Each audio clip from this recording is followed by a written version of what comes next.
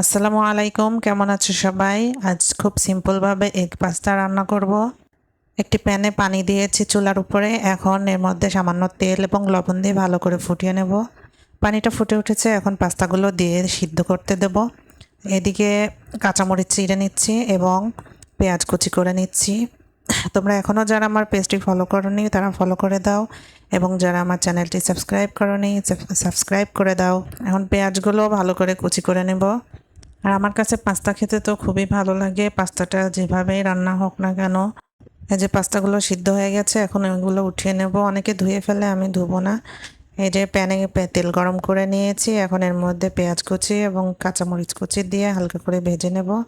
এখন একটা ডিম ভেঙে দিয়ে দেবো এর মধ্যে, দিয়ে হালকা লবণ এবং মরিচের গুঁড়া দিয়ে হালকা ভেঙে নেব। ডিমটা ভালোভাবে ভাজার আগেই সিদ্ধ করে রাখা পাস্তাগুলো দিয়ে দেবো। তাহলে ডিমগুলো হালকা হালকা লেগে যাবে পাস্তার গায়ে, খেতে বেশি ভালো লাগবে। এখন উল্টে পাল্টে ভালো করে ভেজে নিলেই হয়ে গেল পাস্তা। ভিডিওটি ভালো লাগলে লাইক করে দিও। দেখা হবে নেক্সট ভিডিওতে। আল্লাহ হাফেজ।